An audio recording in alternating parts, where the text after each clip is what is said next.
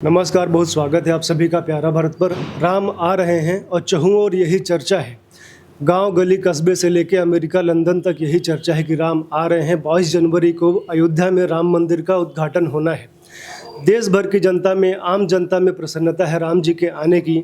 तो सोचिए अयोध्या के साधु संतों में कितनी प्रसन्नता होगी, जो इसके लिए काफ़ी समय से संघर्ष करते रहे हैं। एक ऐसे ही संत हमारे साथ आज हैं, तपस्वी छावनी के पीठाधीश्वर जगत गुरु परमहंस जी। स्वामी जी, बहुत स्वागत है आपका।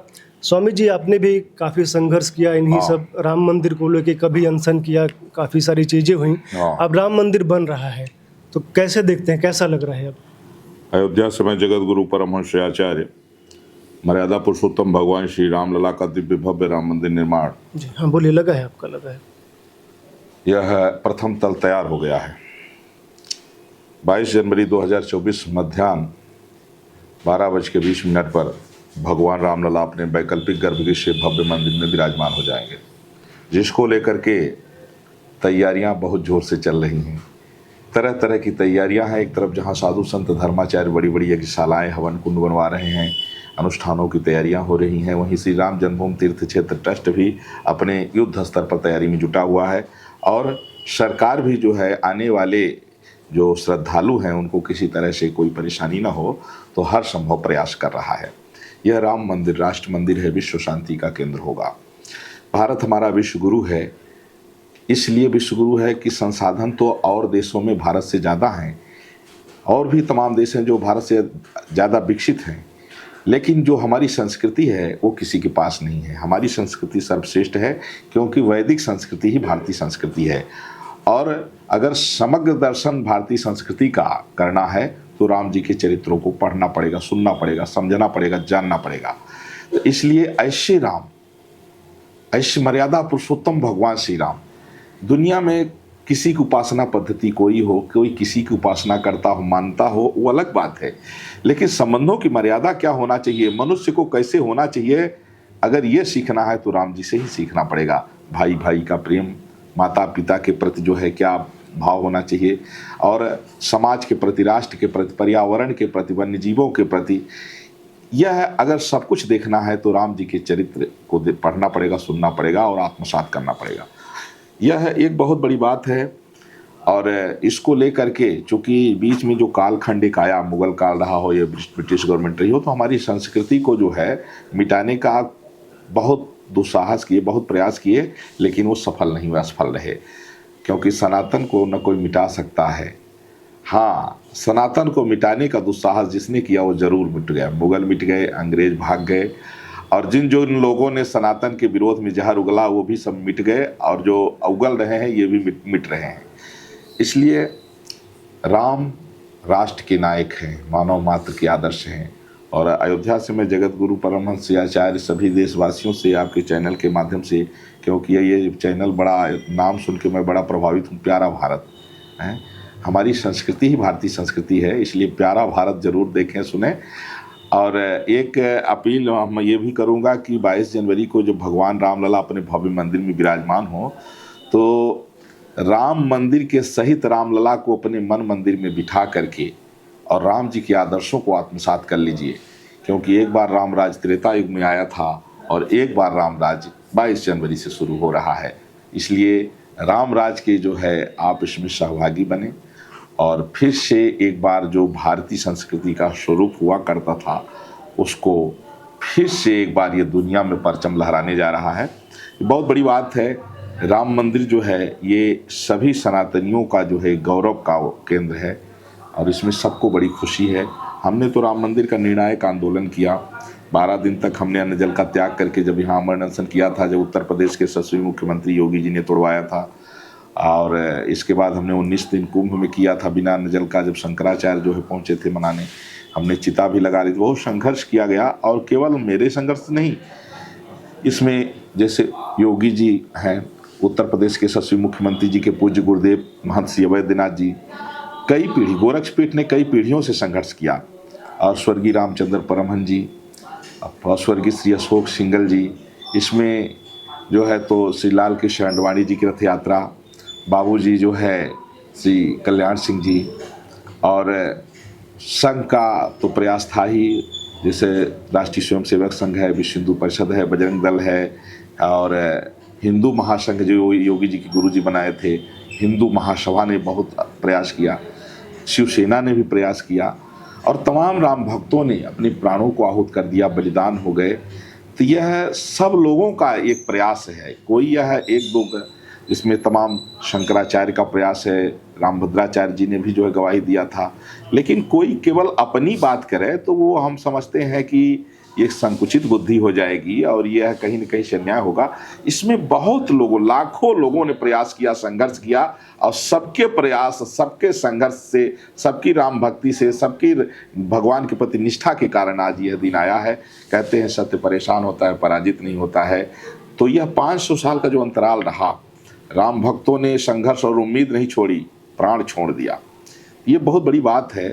और ये 22 जनवरी का जो दिन है, जैसा कि श्री राम जन्मभूमि तीर्थ क्षेत्र ट्रस्ट के आदरणीय श्री चंपत राय जी ने भी जो है कहा है कि 22 जनवरी हमारी सांस्कृतिक आज़ादी का दिवस होगा, तो ये भी बहुत बड़ी बात है। यानी राम से ही हम हैं, आज हमारी संस्कृति भी, हम तो जीने से लेके मरने तक हमारे सब जो है तो सारे व्यवहार में राम जी जो है तो बसे हुए हैं। हम आराम भी करते हैं तो उसमें राम है, विश्राम करते हैं तो उसमें राम है, माने राम ही राम है। यहाँ जीते भी राम, मरते भी राम। यहाँ जो है तो नमस्कार भी जब करते हैं, good morning, good evening, good afternoon नहीं, यहाँ तो राम राम भैया, राम राम भैया, जय श्री राम, जय श्री राम, इससे हमारा अभिवादन शुरू होता है। मरने के बाद भी लोग राम नाम सत्य कहते हैं। तो राम ही हमारी प्राण है, राम हमारी आत्मा है, राम हमारी संस्कृति है। और राम मानव मात्र के, अगर किसी को मनुष्य, मानवीय गुण चाहिए, किसी को श्रेष्ठ मनुष्य बनना है तो राम जी के चरित्र को समझना होगा। दुनिया में कोई किसी को मान ले, उपासना कर ले, वो अलग बात है, लेकिन किसी का चरित्र अनुकरण करने के लिए लायक नहीं है राम जी जैसा। तमाम ऐसे लोग हैं, लेकिन किसी के चरित्र को अनुकरण किया है। कोई जो है तो अपनी बेटी से शादी कर रहा है, तो कोई जो है तो किसी का, माने इस तरह से तमाम लोग हैं। लेकिन राम जी का जो चरित्र है, सीता जी, तमाम ऐसे लाखों जो है बेटियां थी जो राम जी को पति बनाना चाहती थी, लेकिन राम जी ने सीता जी के अलावा किसी को जो है उस भाव से नहीं देखा। ये प्रभु जी ने एक मर्यादा स्थापित किया कि अगर पुरुष चाहता है अपनी पत्नी को कि वो पतिव्रता हो, तो पुरुष का पहला कर्तव्य है कि सबसे पहले वो भी अपनी पत्नी के अलावा कहीं दुर्भावना न रखे, किसी के प्रति कुदृष्टि न रखे। तो ये राम जी ने दिखाया कि यज्ञ भी किए तो सोने की सीता को बगल में बिठा करके किए। मतलब एक आदर्श है। राम जो है तो भाई भाई का प्रेम, माता पिता के प्रति क्या कर्तव्य होना, ये सब जो देखना है, सुनना है, समझना है। आज आप देख लीजिए, केवल भारत की बात नहीं है, पूरे आज भी जैसे तमाम, ये तो कुछ जो कन्वर्टेड भारत में हैं, ये ज़्यादा बकबक कर रहे हैं। जो हिंदू से मुल्ला या ईसाई बने हैं, ये ज़्यादा जो है तो जहर उगलते हैं। बाकी आप इस्लामिक कंट्री इंडोनेशिया चले जाइए, वहाँ राम जी को अपना कहते हैं हमारे राम जी पूर्वज हैं, और प्रत्येक साल रामलीला होती है। इंडोनेशिया की मैं बात कर रहा हूँ, जो इस्लामिक कंट्री है, जबकि इस्लाम में बुत परस्ती हराम है, मूर्ति पूजा हराम है, लेकिन वो कहते हैं कि राम हमारे पूर्वज हैं। उन्होंने कहा हमने उपासना पद्धति बदली है, लेकिन पूर्वज कोई नहीं बदल सकता है। इसलिए ये बड़ी बात है। हाँ, अगर राम जी सबके हैं, और वैसे भी ये ना भूलें कि राम जी भारत के राजा हैं। आज भी उनके शासन की चर्चा पूरे विश्व में, किसी अकबर के शासन की चर्चा नहीं होती है, किसी के भी आज तक बता, किसी का भी शासन राम जी जैसा नहीं रहा, लेकिन राम राज्य की चर्चा आज भी होती है। अगर कोई सुखी संपन्न अच्छे से है तो लोग कहें भैया आपका तो राम राज्य है, मतलब राम राज्य आज भी आदर्श माना जाता है। ऐसे प्रभु श्री राम कहते भूमि सप्त सागर मेखला, एक भू परपति कोसला। संपूर्ण भूमंडल पर जो भी अन्य देशों में राजा थे, वो चक्रवर्ती सम्राट अपने जो है राम जी को मानते थे।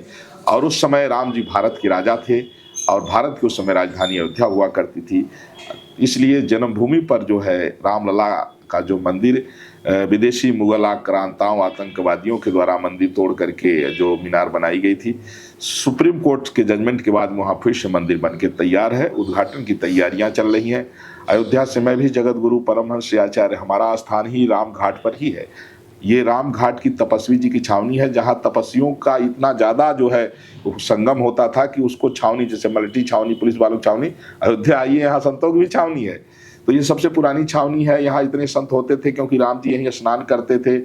तीनों माताएं और तीनों भाई चक्रवर्ती दशरथ जी सहित तो स्नान करते थे, सब संत लोग दर्शन करते थे। इसलिए मैं भी एक दीपक बनवा रहा हूं, जैसा कि माननीय प्रधानमंत्री नरेंद्र मोदी जी ने भी 140 करोड़ देशवासियों से अपील किया है कि जिस दिन रामलला अपने भव्य मंदिर में विराजमान हो, राम ज्योति जलाएं, दिवाली मनाएं, क्योंकि दिवाली का त्यौहार भगवान राम से जुड़ा हुआ है। आपको बता दें कि जब त्रेता युग में भगवान श्री राम जो है 14 साल के लिए वनवास गए थे, माता पिता के आदेश का पालन करके, तो अयोध्या शून्य हो गई थी। 14 साल अयोध्या में कोई त्यौहार नहीं मनाया गया। लंका विजय करके 14 साल के पश्चात जब राम जी अयोध्या आते हैं तो खुशी में लोगों ने इतना दीपक जलाए कि एक दिवाली का त्यौहार बन गया। इसके बाद देवताओं ने जलाए तो देव दिवाली बन गई। कुछ लोग जो है तो एक दिन पहले ही जला दिए तो छोटी दिवाली हो गई। यानी दिवाली राम जी से ही शुरुआत हुई है। अब ये राम मंदिर की जो दिवाली बनने जा रही है, यह अतीत से वर्तमान तक की सबसे बड़ी दिवाली होगी। इसको लेकर के हम 1 साल से लगातार इसके हम भी तैयारी कर रहे हैं। हमने 100 टीम गठित किया है, जिसमें सभी तीर्थों से मिट्टी हमने मंगाया। यहाँ तक कि पाकिस्तान में एक हमारा शक्तिपीठ है हिंगलाज मंदिर, वहाँ से भी हमने मिट्टी मंगाया। नेपाल काठमांडू जो है पशुपतिनाथ मंदिर से हमने मंगाया। इसके बाद वैष्णो देवी, चित्रकूट, सेतुबंधु, रामेश्वरम, सभी तीर्थों, नैमिषारण्य, सभी तीर्थों का जल, सभी तीर्थों की मिट्टी, 100 टन मिट्टी हमने सभी तीर्थों से मंगाई, सभी तीर्थों का जल मंगाया। और इसके बाद जो है 40 कुंटल देसी घी से उस जो है तो उस मिट्टी का अभिषेक करके ये इसका जो है तो दीपक का निर्माण हमने शुरू किया। कुल 1008 टन, 100 टन मिट्टी बाहर की, बाकी मिट्टी अयोध्या की और सरजू जल और 40 कुंटल देसी गाय का घी मिला करके एक दीपक मैं तैयार कर रहा हूँ, जिसका मैंने नाम रखा है महाराजा दशरथ दीपक। क्योंकि दशरथ जी का जो प्रेम था राम जी के प्रति, राम राम कही राम, कही राम राम कही राम, और तन परिहर रघुबर बिरह राव गयो सुरधाम। राम जी के विरह में चक्रवर्ती दशरथ जी ने शरीर छोड़ दिया था। ये प्रेम जो था, इसलिए मैंने रखा दशरथ दीपक, उसका नाम रखा है, जो 1008 टन मिट्टी से बना है। और ये विश्व का सबसे बड़ा, माने इस युग में तो कोई कल्पना नहीं कर सकता, ये त्रेता युग की कल्पना है। ये त्रेता युगीन दीपक है। हाँ, जो वर्ल्ड का सबसे बड़ा दीपक है। 28 मीटर इसका जो है व्यास है, मतलब गोलाई इसकी जो है तो 308 फीट है। हाँ, 308 फीट की गोलाई है और 28 मीटर ऐसे उसके अंदर का वो है, जहाँ तेल डाला जाएगा। 10,000 लीटर तेल डाल करके और इसको प्रज्वलित किया जाएगा। 1.25 कुंटल रुई की बत्ती बनवा रहा हूँ। और कुल इस दीपक की कैपेसिटी जो है 10 लाख लीटर तक की है। तो यह वर्ल्ड का सबसे बड़ा दीपक होगा। और ये त्रेता युगीन दीपक जो रामलला की प्राण प्रतिष्ठा के लिए खास तौर से तैयार किया जा रहा है। और ये अपने आप में अद्भुत है, क्योंकि यह रामनगरी का राम घाट है। राम घाट मोहल्ले में यह दीपक बन रहा है, तो अपने आप में बहुत अद्भुत होगा। मर्यादा पुरुषोत्तम भगवान श्री रामलला का जो है भव्य मंदिर का उद्घाटन के साथ साथ यह एक बहुत बड़ा बदलाव है, बहुत बड़ी एक क्रांति है। यह मानवतावाद की शुरुआत है। बीच में जो ये कालखंड ऐसा आया कि एक दूसरे को नीचा दिखाने का, एक दूसरे का अपमान करने का, और तमाम एक राष्ट्र दूसरे राष्ट्र को जो है तो मारने के लिए तमाम तरह के बम बारूद और मिसाइलें बनाने में लगे हुए हैं। जबकि हमारी संस्कृति कहती है कि अगर आप मानव हैं तो एक दूसरे को सहयोग और सम्मान करिए, न कि विनाश की तैयारी करिए। तो इसलिए फिर से एक मानवता का परचम विश्व में लहराने जा रहा है। भारत की एक जिम्मेवारी भी है, क्योंकि गुरु जो है माता पिता से भी बड़े होते हैं, और भारत जो है तो विश्व गुरु है।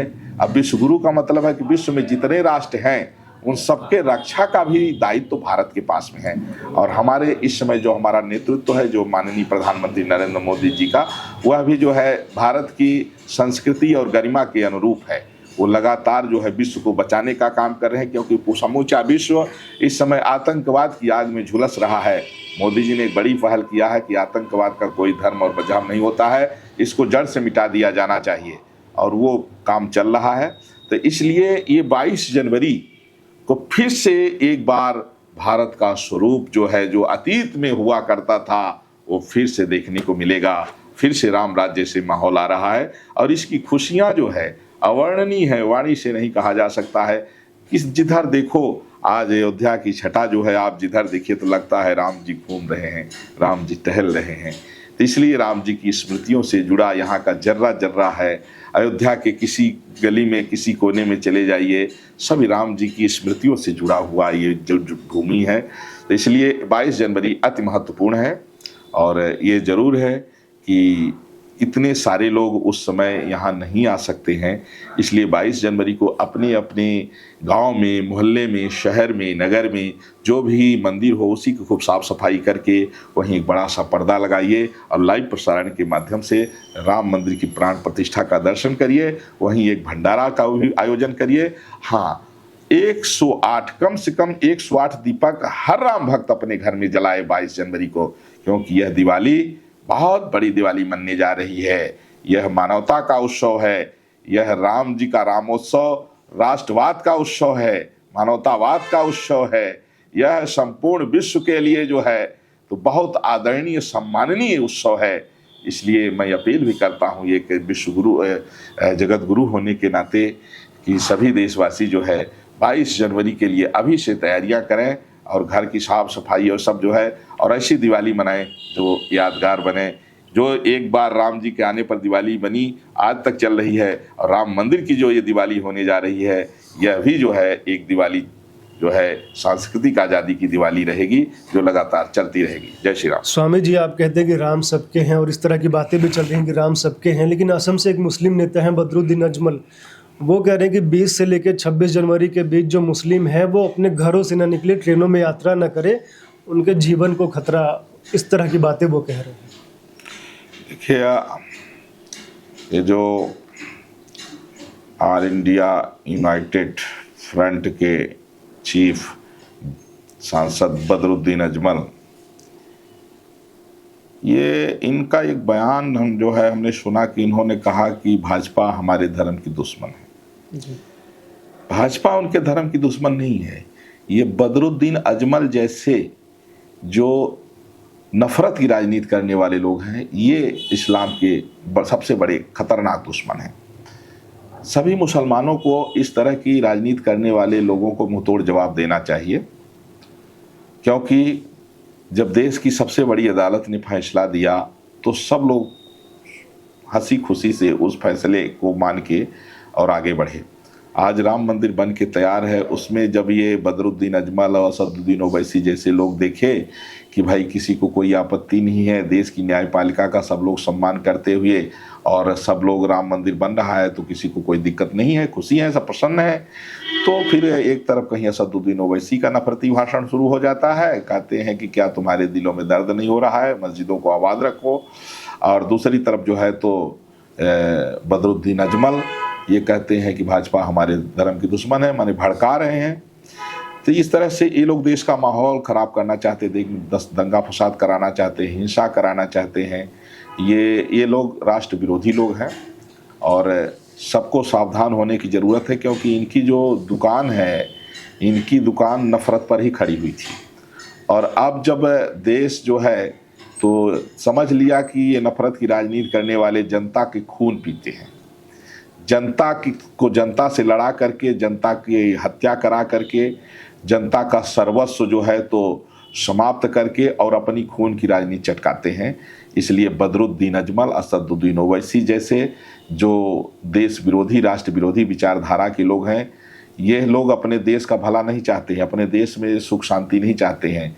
ये अपनी सत्ता के लिए, वोट के लिए देश को जो है हिंसा की आग में झोंकना चाह रहे हैं। इसलिए हर सनातनी तैयार हो। और मुसलमानों से भी मैं कहूँगा कि असदुद्दीन ओवैसी और बदरुद्दीन अजमल जैसे लोग जहाँ कहीं मिले दौड़ा लो इनको, इतना जूता मार दो, इतना खोपड़ी में इतनी जूता मार दो कि ये संदेश जाए कि अगर कोई भी नफरत की राजनीति करेगा तो जनता उसको माफ़ नहीं करेगी। और बाकी राम का अगर उत्सव इंडोनेशिया मना रहा है, जो इस्लामिक कंट्री है, तो यहाँ इस तरह की भाषा शोभा नहीं देती है। अच्छा होगा कि जनता इन नफरतियों को जो है जवाब दे। और अगर पागल कुत्ते को डंडा न मारो तो कम से कम उसकी उपेक्षा कर दो, रोटी मत दो। ये पागल कुत्ते हैं, जो राष्ट्र विरोधी पागल कुत्ते इनको कहा जाए, ये राष्ट्र विरोधी पागल कुत्ते हैं। जनता अगर इनको उपेक्षा कर दे, अपने आप मर जाएंगे। स्वामी जी, इस आयोजन में 22 जनवरी को जो आयोजन है, देश विदेश के बड़े बड़े लोग आ रहे हैं, लेकिन कुछ शंकराचार्य जो हैं वो भी आने से मना कर रहे हैं। जैसे ज्योतिष पीठाधीश के जो शंकराचार्य हैं वो कह रहे हैं कि गाय माता को राष्ट्र माता घोषित कीजिए तब हम आएंगे। गोवर्धन पीठ के भी कुछ इसी प्रकार का स्टेटमेंट है। देखिए, पूरी शंकराचार्य स्वामी निश्चलानंद सरस्वती ने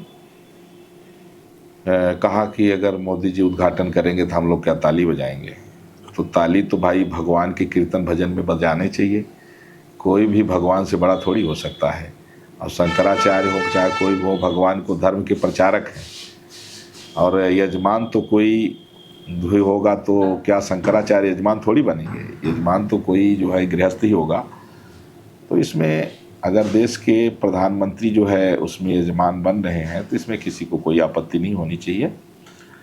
और ये शंकराचार्य जी ने जो कहा है, एक बोल गए, लेकिन ऐसा बोलना नहीं चाहिए, गलत है। मैं तो उनके शब्दों का जो है, जो उन्होंने शब्दों का प्रयोग किया है, यह तो कहा सनातन विरोधी शब्द है कि अगर सनातन धर्म को कहीं बढ़ रहा है तो निजी सम्मान के लिए इस तरह का जो प्रयोग किया जा रहा है ये अच्छी बात नहीं है। रह गई बात जो है तो गाय को राष्ट्रमाता घोषित करने की, तो मैं इसका पुरजोर समर्थन करता हूँ। यह 7 नवंबर 1966 में तत्कालीन प्राइम मिनिस्टर इंदिरा गांधी थी, कांग्रेस की गवर्नमेंट थी। उस समय धर्म सम्राट स्वामी करपात्री जी के नेतृत्व में देश के लाखों साधु संत और लाखों महिलाएं, माताएं, बेटियां, लाखों नौजवान, लाखों किसान सब पहुंचे थे संसद भवन के सामने कि गौ हत्या बंद कर दिया जाए। उस समय इंदिरा ने गोली चलवा दिया था जब कई लाख जो है तो गौ भक्त मारे गए थे। गाय के ऊपर भी गोली चल गई थी। तो अब भारतीय जनता पार्टी की सरकार है तो रामलला की प्राण प्रतिष्ठा के बाद अगर देश में हत्या होती है गाय की, तो ये मैं समझता हूँ कि भाजपा के लिए भी ये कलंक होगा। तो भारतीय जनता पार्टी चाहे जो भी करना पड़े, चाहे इमरजेंसी लागू करना पड़े, चाहे जो कुछ भी करना पड़े, 22 जनवरी के बाद देश में गौ हत्या नहीं होनी चाहिए। गोवंश को राष्ट्रीय धरोहर घोषित करें। गाय तो संपूर्ण विश्व की माँ है ही है, गावो विश्वस्य मातरः है। तो राष्ट्रमाता क्या, वो पूरे विश्व की माँ है। वेदों से लेकर के सभी पुराणों में गाय गौ माता का जो है प्रशंसा है, वर्णन है। और सनातन संस्कृति में गौ माता सर्वोपरि हैं। भगवान ने भी जो है गाय की सेवा के लिए अवतार लिया, कृष्ण अवतार। तो इसलिए 22 जनवरी को रामलला मंदिर में प्राण प्रतिष्ठित हो रहे हैं। इसके बाद अगर गौ हत्या नहीं बंद होती है तो ये भाजपा के लिए बहुत बड़ा कलंक होगा। अयोध्या से मैं जगत गुरु परमहंस आचार्य, इसको लेकर के मैं सभी साधु संतों से, सभी जगत गुरुओं से, सभी शंकराचार्यों से, सभी कथावाचकों से, सभी पंडा पुरोहितों से, सभी राम भक्तों से, सभी देशवासियों से ये मैं करबद्ध प्रार्थना कर रहा हूँ कि गो रक्षा के लिए सारे मतभेदों को भूल करके, सारे मतभेद को भूल करके, निजी मान अपमान को भूल करके गाय माता की रक्षा के लिए सब लोग इसमें इकट्ठा हों, एकजुट हों। और यह नितांत आवश्यक है। और भारतीय जनता पार्टी से, केंद्र सरकार से मैं जो है आपके चैनल के माध्यम से माननीय प्रधानमंत्री नरेंद्र मोदी जी से भी मैं ये कहूँगा कि पूरी ताकत झोंक दीजिए गौ रक्षा के लिए। अगर गौ रक्षा नहीं हुई तो फिर राम मंदिर अधूरा माना जाएगा। वंदे मातरम। स्वामी जी, ऐसे भी स्टेटमेंट आ रहे हैं कि राम मंदिर के उद्घाटन को राजनीति से जोड़ा जा रहा है। कुछ मुस्लिम बॉडीज़ कह रही हैं कि ये उद्घाटन नहीं होकर बीजेपी का लोकसभा कार्यक्रम हो गया है, उनका प्रचार प्रसार हो रहा है। वामपंथी पार्टियां कह रही हैं कि हम उद्घाटन में नहीं आएंगे क्योंकि ये पॉलिटिक्स हो रही है। न्योता मिला है उन्हें लेकिन आ नहीं रहे हैं। तो आप क्या कहेंगे कि हो रही है, कैसे देखिए, ऐसा है कि जो लोग राम मंदिर बनने में रोड़ा अटकाते रहे, जो लोग राम के प्रति पहले से ही जहर उगलते रहे, तो उन लोगों को भी ट्रस्ट ने निमंत्रण दिया है। ठीक है, चूँकि ट्रस्ट जब सहयोग मांगने गया था तो ये नहीं देखा कि कौन राम भक्त है, कौन विरोधी है। सबके यहाँ गए, दिया न दिया अलग बात है। तो सबको निमंत्रण देना भी ठीक रहा। और राम के दरबार में राम सबके हैं, सबको निमंत्रण देना कोई बुरा नहीं है। लेकिन जो लोग कह रहे हैं कि राजनीतिक फायदे के लिए उपयोग हो रहा है, तो ये गलत है। देखिए, हम कहते हैं कि अगर भारतीय जनता पार्टी को राम मंदिर से और जय श्री राम बोलने से फ़ायदा हो रहा है तो अगर ये दवा ठीक है तो इस दवा का उपयोग आप भी कर लो। भाई ऐसा थोड़ी है कि आप जय श्री राम नहीं बोल सकते, आप भी जय श्री राम बोलो। एक बार बोले आप डबल बोलो, 5 बार बोलो। तो देखिए हमारा मतलब है नेशन इज फर्स्ट, राष्ट्र हित सर्वोपरि है। राष्ट्र हित में अगर कोई काम कर रहा है तो आप उस व्यक्ति के विरोध में राष्ट्र का विरोध मत करिए, आप और ज़्यादा काम करिए, आप और ज़्यादा सद्भाव रखिए देश के प्रति। यही कुशल राजनीति है।